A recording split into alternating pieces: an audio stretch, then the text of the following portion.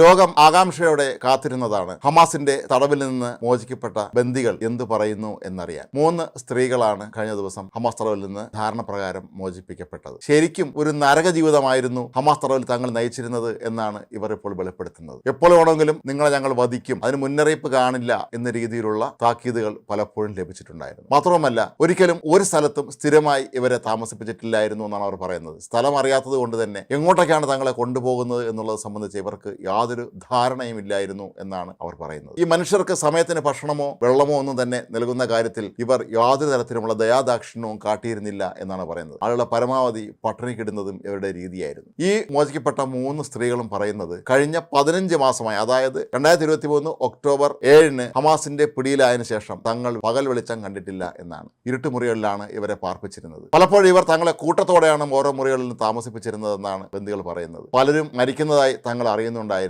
ഇവരുടെ സംസാരങ്ങളിൽ നിന്നാണ് അവർക്ക് മനസ്സിലാക്കാൻ കഴിഞ്ഞിട്ടുള്ളത്. അവർ ഏറ്റവും ദുരിതം അനുഭവിച്ച ഒരു മേഖലയായിരുന്നു രോഗങ്ങൾ വരുമ്പോൾ. അസുഖങ്ങൾ ഉണ്ടാകുമ്പോൾ പലരെയും ഇവർ അവഗണിക്കുന്നതാണ് പതിവ്. മരുന്ന് പോലും കൊടുക്കുന്ന പതിവും ഇവർക്കില്ലായിരുന്നു. കൂടാതെ കഴിഞ്ഞ ദിവസം വിട്ടയക്കപ്പെട്ട 3 വനിതകളിൽ 2 പേരുടെ ശരീരത്തിൽ വെടിയേറ്റിരുന്നു. ഇവരെ ഹമാസിന്റെ ക്യാമ്പിൽ എത്തിച്ചതിന് ശേഷം അനസ്തീഷ്യ പോലും നൽകാതെ സർജറി നടത്തിയാണ് വെടിയുണ്ട പുറത്തെടുത്തത് എന്നാണ് ആ സ്ത്രീകൾ പറയുന്നത്. ജീവിതത്തിൽ ഒരിക്കലും മറക്കാൻ പറ്റാത്ത രീതിയിൽ അത്രയും ക്രൂരമായ രീതിയിലാണ് ഹമാസ് തീവ്രവാദികൾ സ്ത്രീകളോട് പെരുമാറുന്നത് എന്നാണ് ഇപ്പോൾ മോചിതരായ സ്ത്രീകളും പറയുന്നത്.